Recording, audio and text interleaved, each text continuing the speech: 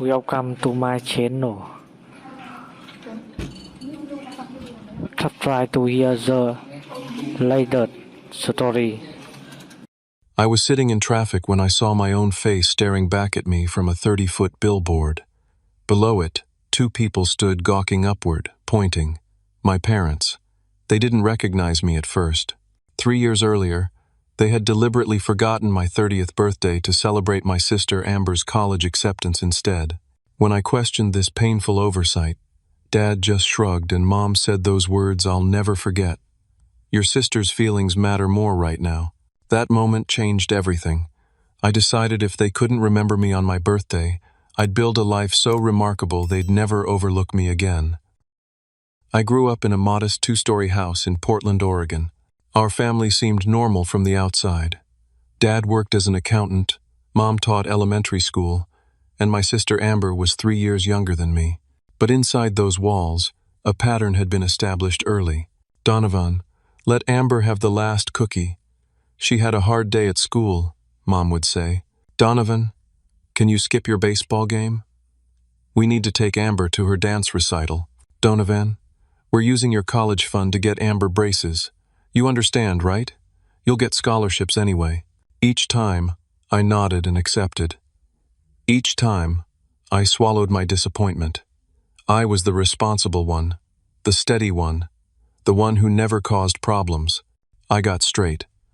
Kept my room clean, and joined clubs that looked good on college applications. Meanwhile, Amber struggled socially, cried easily, and needed constant reassurance. My parents poured their attention into her, believing she needed it more. My 10th birthday was the first major betrayal. Mom had promised a party at the local arcade with 15 friends. I had counted down the days, even made special invitations. The morning of the party, Amber woke up with a slight cough. We need to cancel your party, Mom announced, not even looking disappointed. Amber isn't feeling well. But she just has a cold, I argued, watching my sister play with her dolls, clearly not that sick. She might get worse, Donovan. We can celebrate your birthday next weekend. We never did.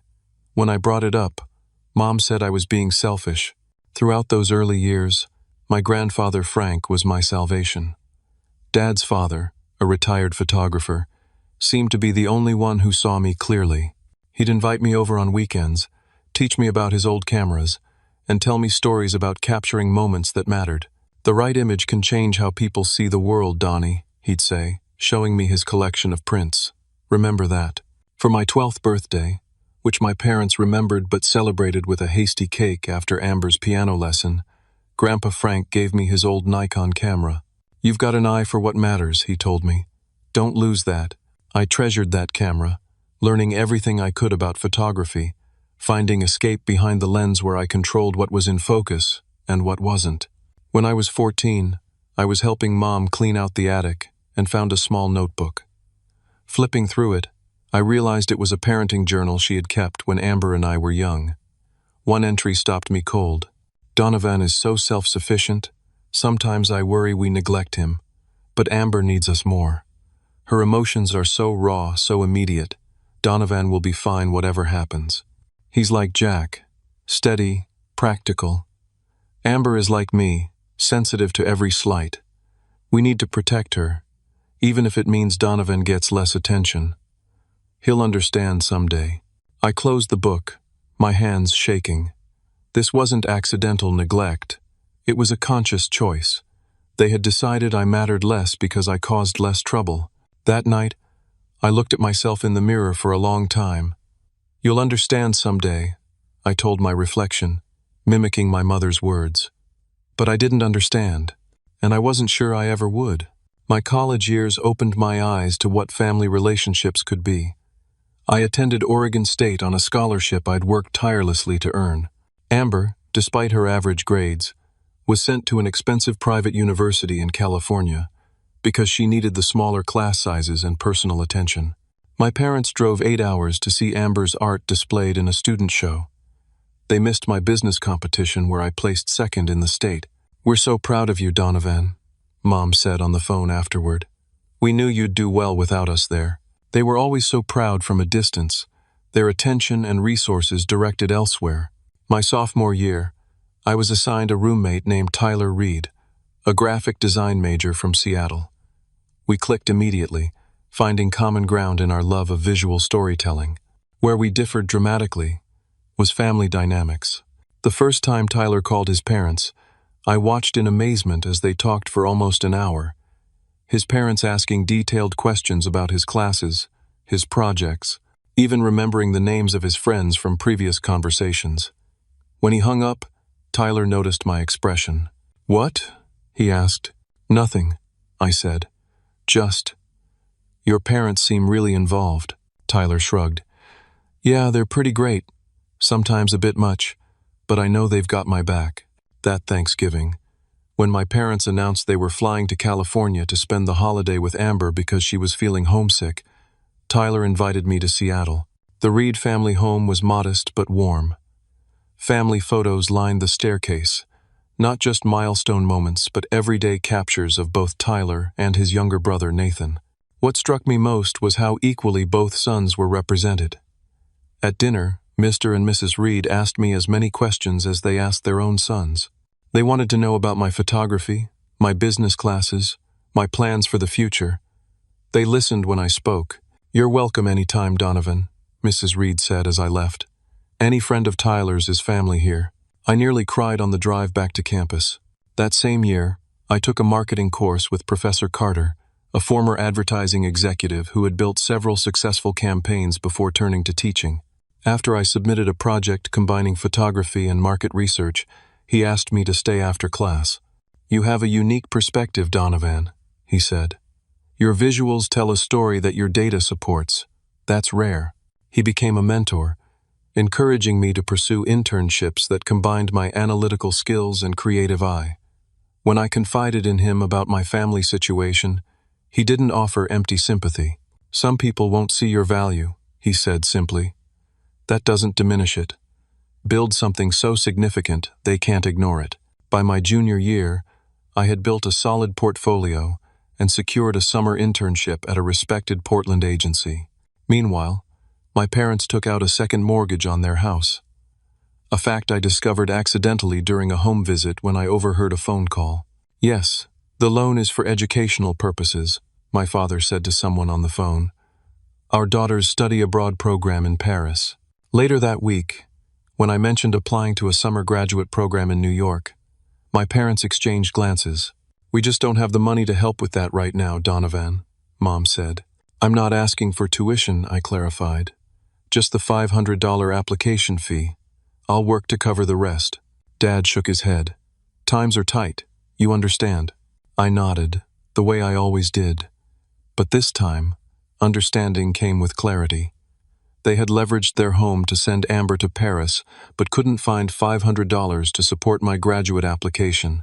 The message couldn't have been clearer if they'd written it on the wall. Amber's opportunities would always outweigh mine. That summer, as I worked 2 jobs to save for my application fee, Grandpa Frank's health began to decline. I visited him every weekend, showing him my photography and telling him about the campaigns I was developing. "You're building something important," he told me, his voice weaker but his eyes still sharp. "Don't let anyone tell you different, not even your parents." After graduation, I secured an entry-level position at Cooper & Daniels, a mid-sized marketing firm in downtown Portland. The pay wasn't impressive, but the opportunity was. I threw myself into every project, arriving early and staying late, volunteering for the challenging clients other team members avoided. Within 18 months, I had helped land 2 major accounts. My campaign for a local credit union increased their new customer acquisition by 32%. The creative director, Scott Barnes, took notice. "You've got something special, Donovan," he said. "Keep this up, and you'll go far here." During this time, I met Jessica at a photography exhibit. She was a graphic designer who appreciated the stories behind images. Our connection was immediate and deep.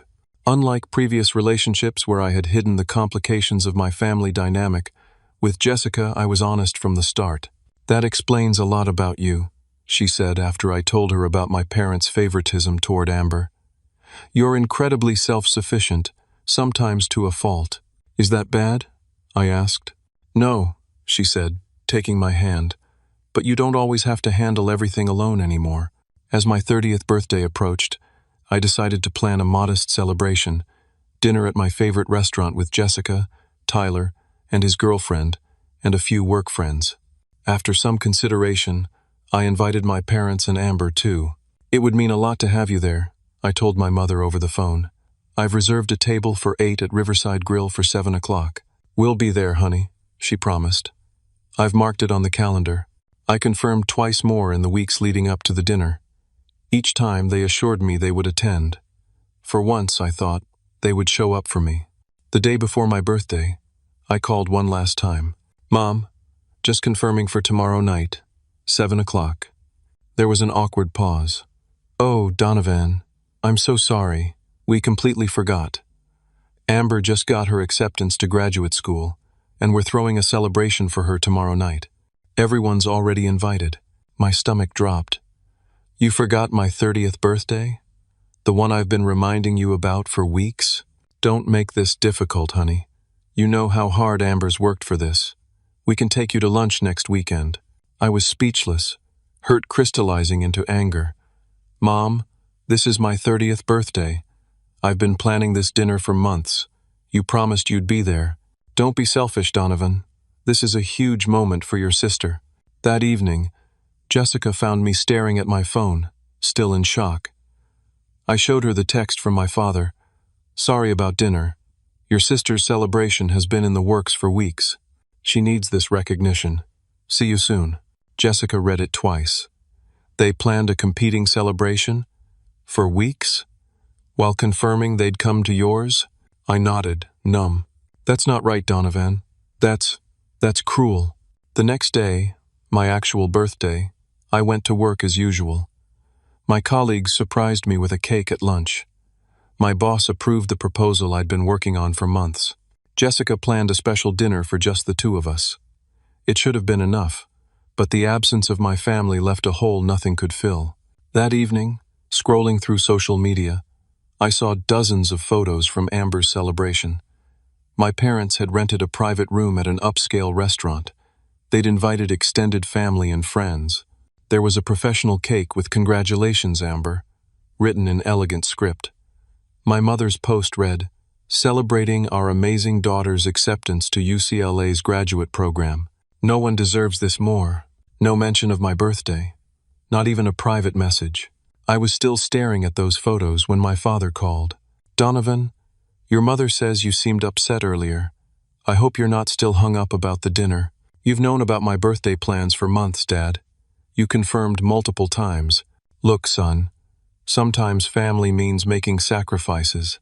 Your sister needs this win. She's been struggling with her confidence. And what about what I need? The question escaped before I could stop it. My father sighed. The sound of a man dealing with an unreasonable child. Donovan, I'm going to tell you something your mother wouldn't want me to say. The truth is, you've always been the strong one. You don't need the validation Amber does. You've always succeeded regardless of whether we're cheering from the sidelines. That doesn't mean I don't want you there. Your sister's feelings matter more right now. She's more fragile than you. You need to accept that. Jessica walked into the room as I ended the call. She took one look at my face and sat beside me. My parents just told me, in the clearest possible terms, that my feelings don't matter, I said, my voice hollow. Jessica took my hand, intertwining her fingers with mine. I need to tell you something, and I was going to wait until the weekend, but I think you need to hear it now. She took a deep breath. I'm pregnant. 8 weeks. The world seemed to stop. We're having a baby? She nodded, her eyes searching mine. We're having a baby.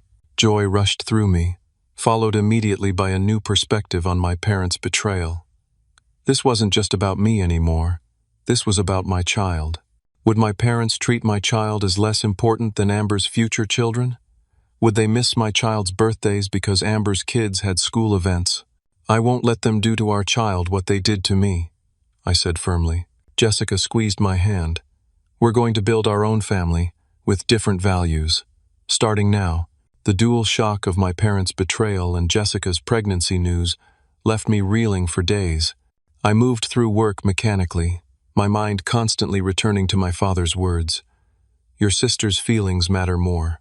A week later, I received a call from the assisted living facility where Grandpa Frank lived. He had suffered a stroke and was in the hospital. I left work immediately and drove straight to Providence Medical Center. My parents arrived shortly after I did. The doctors say it was a major event, Dad told me in the waiting room, his voice strained. They're not optimistic.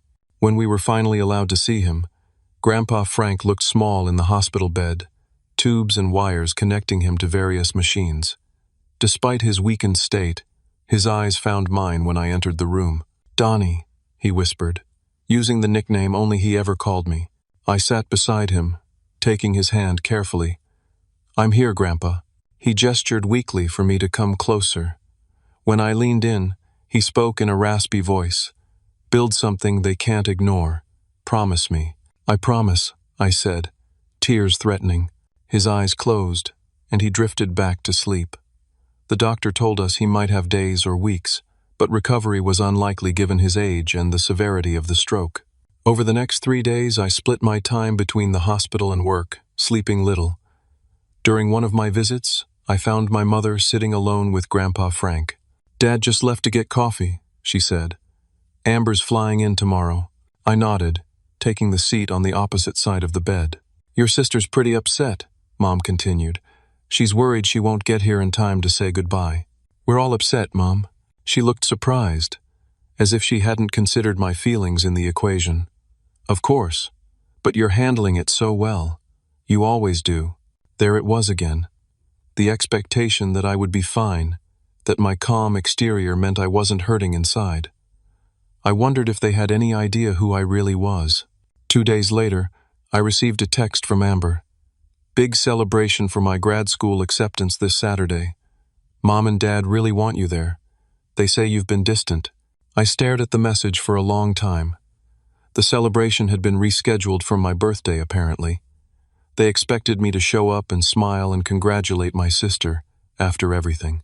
For the first time in my life, I typed, I won't be there. The response was immediate. What do you mean? It's important. I'm dealing with a lot right now. Grandpa's condition, work. Jessica's pregnant. There was a long pause before Amber replied. You got Jessica pregnant and didn't tell us? Mom's going to be upset you told me first. No congratulations. No acknowledgement of my impending fatherhood. Just concern about my mother's feelings about the order of information sharing. I turned off my phone.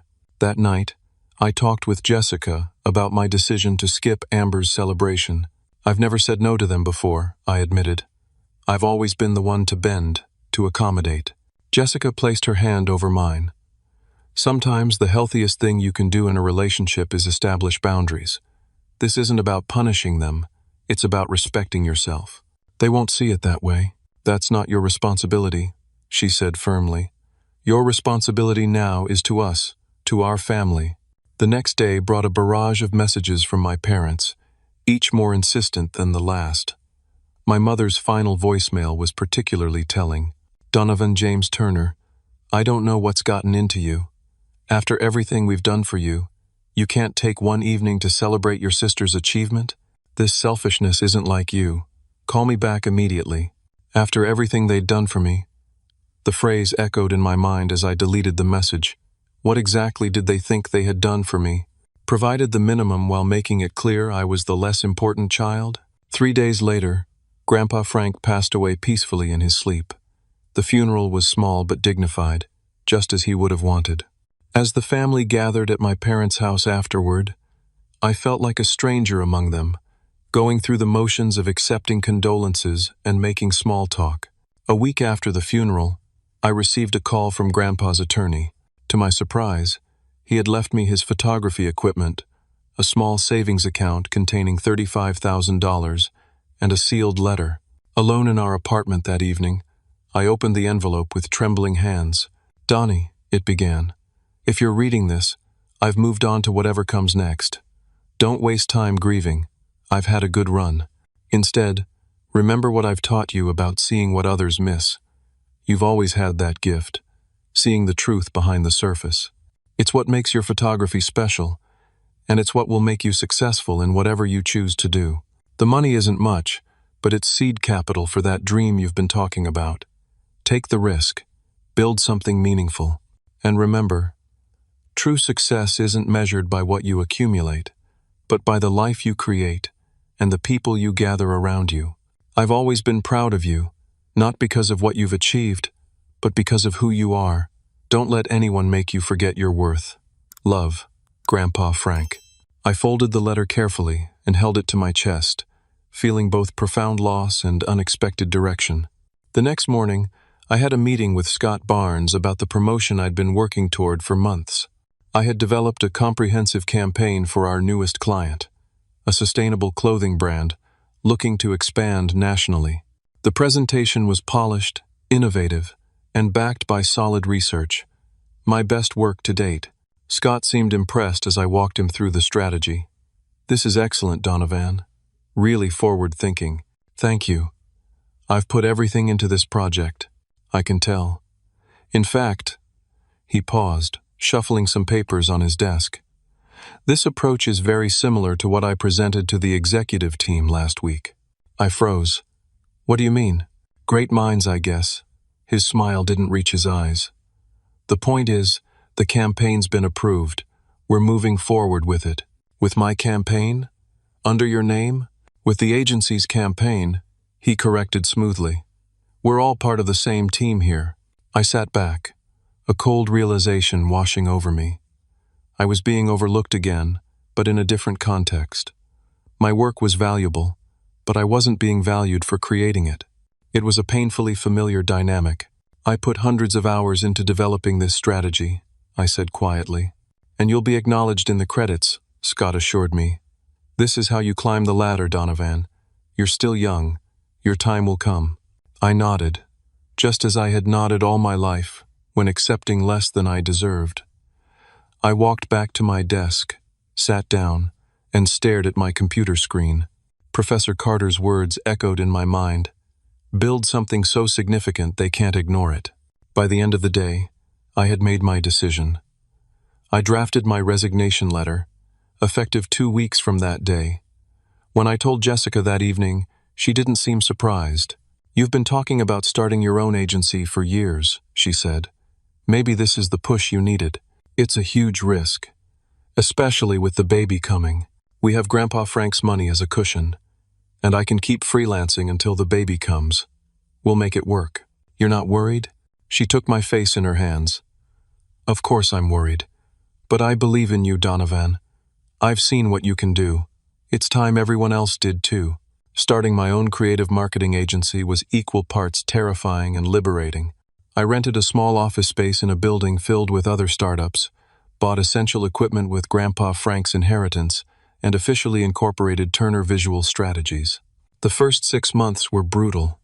I worked 18-hour days, reaching out to every contact I had made over the years, developing speculative campaigns to show potential clients, and refining my unique approach that combined storytelling photography with data-driven marketing strategies. 3 months in, Jessica's pregnancy developed complications. Her doctor ordered bed rest for the remainder of her term, adding financial and emotional strain as her freelance work slowed to a trickle. "Maybe I should go back to a regular job," I told her one night as I massaged her swollen feet. "Something stable with benefits." "Is that what you want?" she asked. "No, but I want security for you and the baby more." She shook her head firmly. "We didn't come this far for you to give up now. The doctor says the baby and I will be fine with proper care. We can manage for a few more months." My parents' reaction to my career change had been predictably negative. "This is the most irresponsible thing you've ever done," my mother declared over the phone. "Quitting a good job when you have a baby on the way? What were you thinking?" "I was thinking I don't want to spend my life watching other people take credit for my work," I replied. "That's how businesses operate, Donovan. You pay your dues. You're just being impatient." When I didn't immediately agree with her assessment, she switched tactics. "Your sister's wedding is in 4 months. I hope you're planning to be there. The family needs to present a united front." I hadn't even known Amber was engaged. "I'll do my best," I said noncommittally. That's not good enough. She's your sister, and she's asked Jessica to be a bridesmaid. This was news to me, and apparently to Jessica as well, who raised her eyebrows from across the room. Mom, Jessica is on bed rest. She can't be a bridesmaid. Well, that's inconvenient timing, my mother said with a sigh. Amber will be so disappointed. I ended the call shortly after, marveling at how my mother could make Jessica's health complications sound like a deliberate slight against my sister. As my fledgling business struggled to find its footing, an unexpected opportunity arose from a chance encounter. During one of Jessica's hospital checkups, I struck up a conversation with an older gentleman in the waiting room. William Hargrove was there for his wife's cardiology appointment, and we passed the time discussing everything from photography to business ethics. When he asked about my work, I shared my vision for Turner Visual Strategies. Interesting approach, he said, combining visual storytelling with market analytics. Not many agencies do both well. I handed him my business card. We're small, but we deliver results. He studied the card, then reached into his wallet and handed me his. North Star Organics, it read. William Hargrove, board chairman. My heart jumped. North Star was one of the fastest-growing organic food companies in the Pacific Northwest. We're looking to refresh our brand identity, he said casually. Our current agency doesn't quite understand our vision. Perhaps you could share some ideas? 2 weeks and several late nights later, I presented a comprehensive strategy to North Star's marketing team. To my surprise, William Hargrove himself attended. You said we on the phone, he noted after my presentation. How big is your team? Currently, it's just me and my partner, plus contractors as needed, I admitted. But that means you get senior-level attention on every aspect of your campaign. He nodded thoughtfully. Frankly, I like what I see better than what we've gotten from agencies 10 times your size. Let's give this a try. As I drove home, I called Jessica with the news. We got North Star, a 6-month contract to start. Her excited squeal was the sweetest sound I'd heard in months. The North Star account changed everything. Their initial project led to referrals, and suddenly Turner Visual Strategies had more work than I could handle alone. I hired 2 junior designers and a project manager, then leased a larger office space. In the midst of this professional chaos, Jessica went into labor 4 weeks early. After 12 tense hours, our son Jackson Frank Turner was born, small but healthy. Holding him for the first time, I made a silent promise that he would never question his place in my heart. My parents visited the hospital briefly, bringing a small gift and offering perfunctory congratulations. He looks like Amber did as a baby, my mother remarked, somehow making even this moment about my sister. In contrast, Tyler and his parents drove down from Seattle with homemade meals for us to freeze, a handcrafted wooden rocking chair, and genuine excitement about becoming honorary grandparents. As Jackson grew stronger and Jessica recovered, I divided my time between family and building the business. When Jackson was 2 months old, I received an unexpected call from William Hargrove. Donovan, I've been following your work with North Star. The engagement metrics on that last campaign were impressive. Thank you, sir. We've been working to really highlight your company's commitment to sustainability. That's actually why I'm calling. I have a friend, Franklin Morris. He sits on the board at Verdant Ventures. I nearly dropped the phone. Verdant was one of the largest investment firms focused exclusively on environmental businesses. They're looking to rebrand several companies in their portfolio. I've recommended you.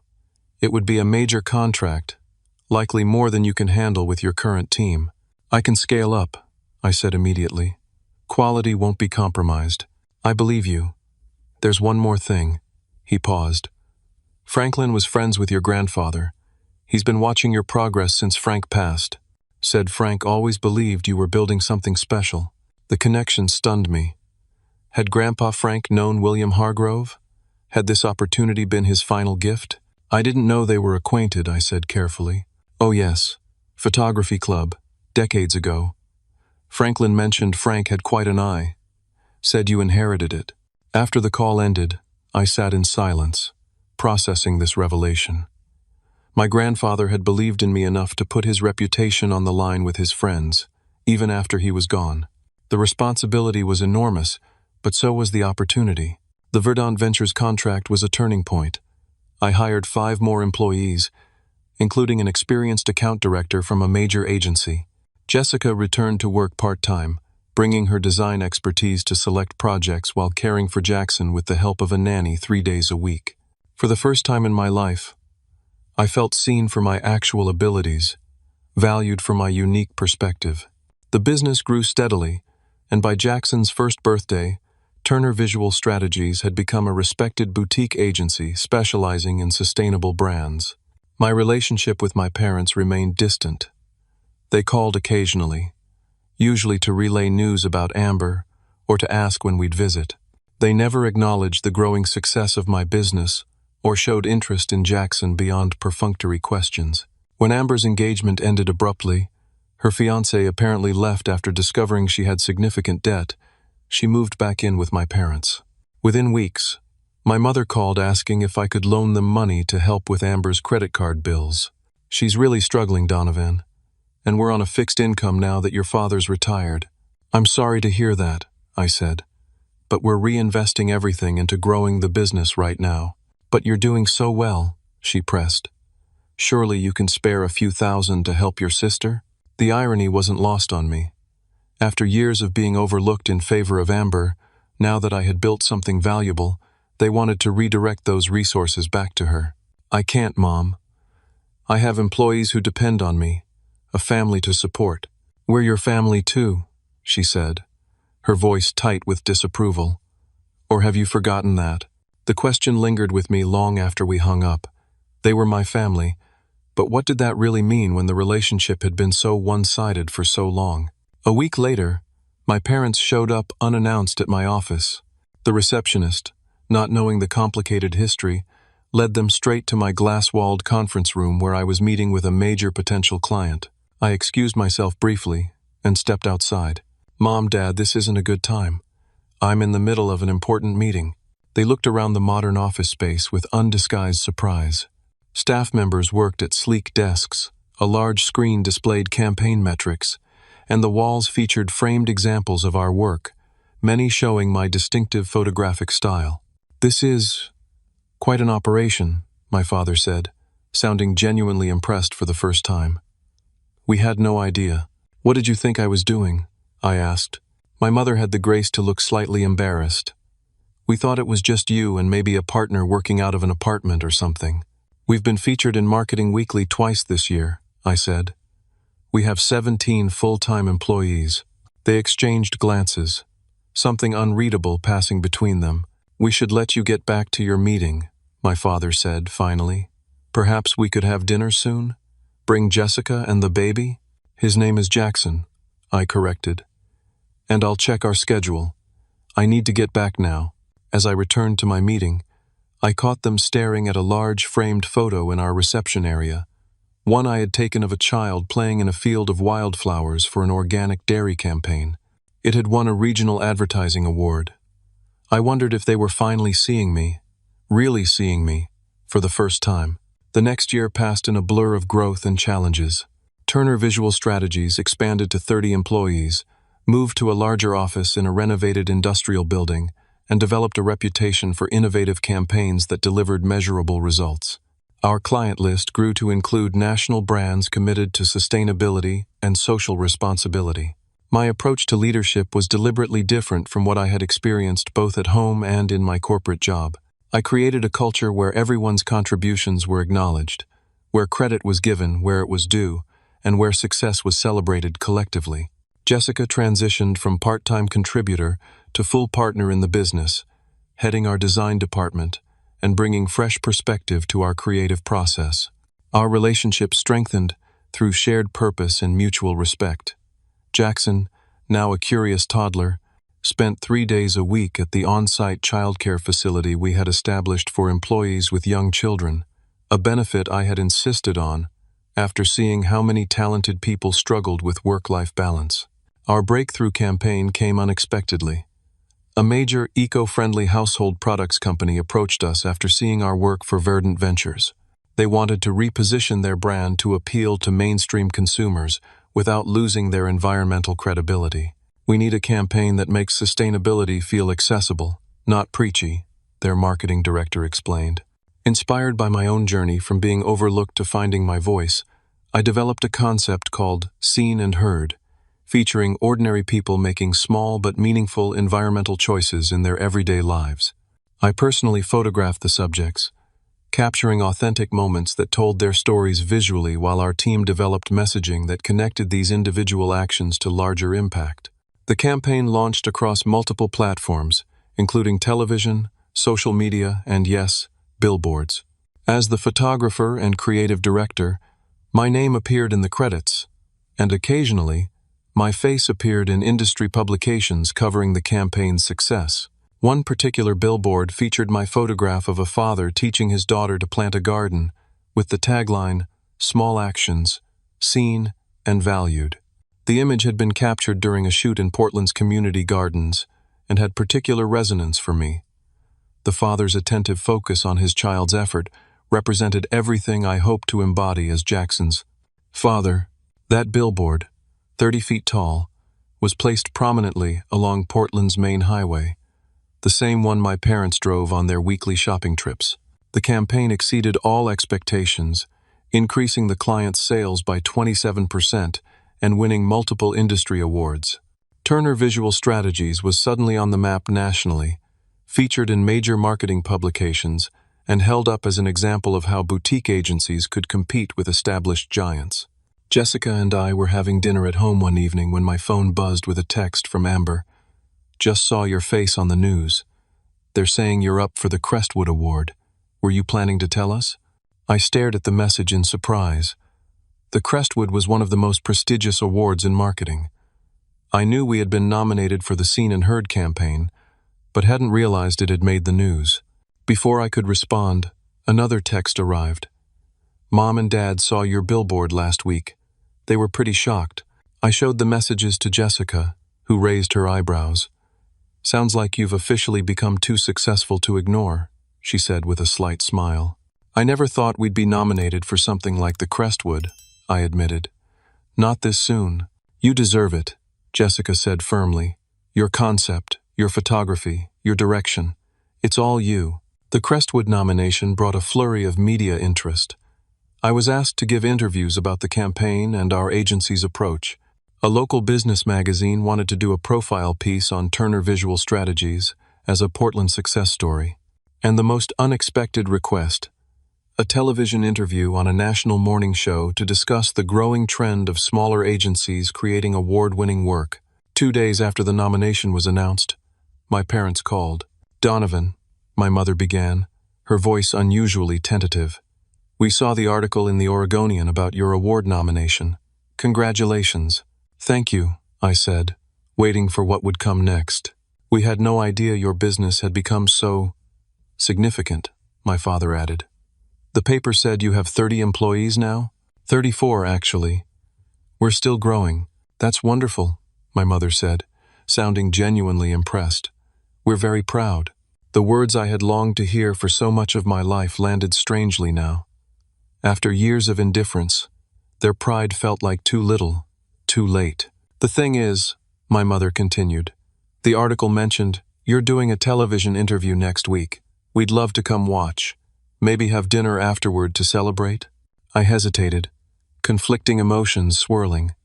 Part of me, the child who had always craved their approval, wanted to say yes immediately. But the man I had become recognized the pattern.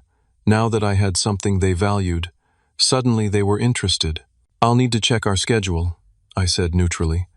"The interview prep is taking a lot of time, and we have Jackson's doctor appointment that same day." "How is our grandson?" my mother asked, the forced brightness in her tone unmistakable. "He's great. Walking everywhere.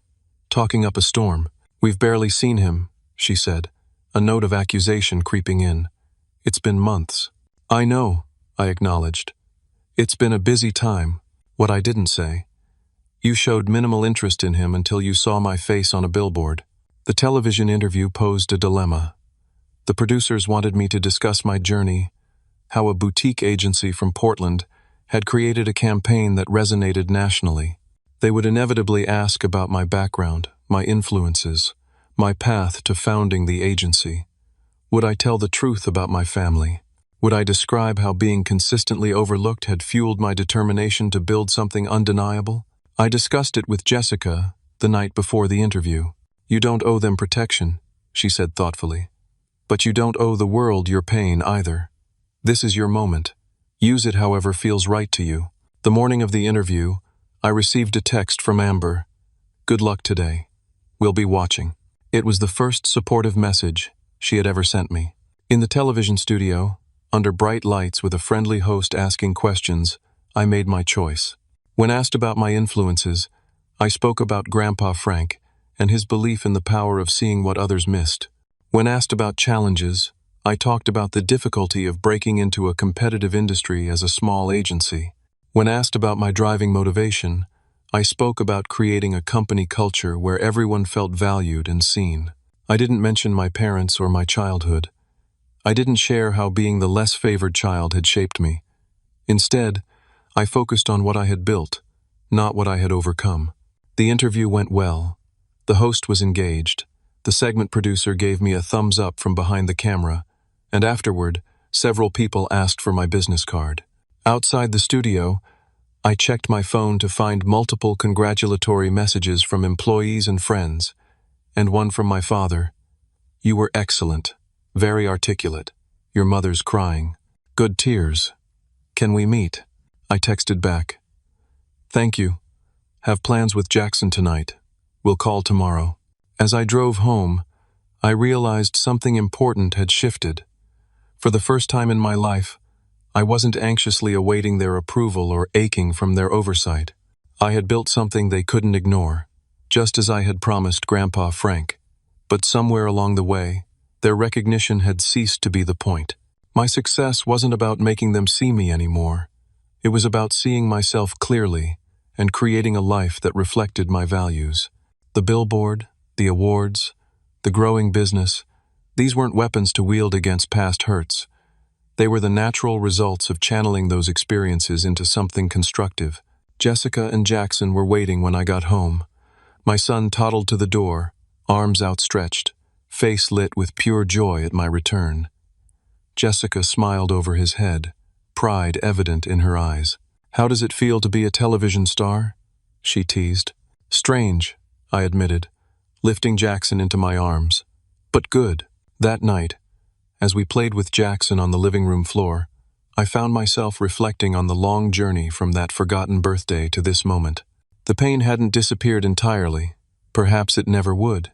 But it no longer defined me. I had built something meaningful, not just professionally, but personally. A loving partnership. A child who would never question his worth. A business where people felt valued. I had made them remember me, yes. But more importantly, I had remembered myself. The morning after the television interview, I woke to the news that Turner Visual Strategies had won the Crestwood Award. The announcement had come early, ahead of the formal ceremony scheduled for the following month. My phone buzzed constantly with congratulations from colleagues, clients, and industry contacts. William Hargrove was among the first to call. I just heard the news. Frank would be bursting with pride. Thank you for believing in us from the beginning, I told him. We wouldn't be here without that first opportunity. Nonsense, he replied. You would have found your way. Talent always does, eventually. Later that morning, I received a more surprising call from Scott Barnes, my former boss. Congratulations, Donovan, he said, sounding genuinely impressed. The Crestwood is a big deal. You've really built something remarkable. Thank you, Scott.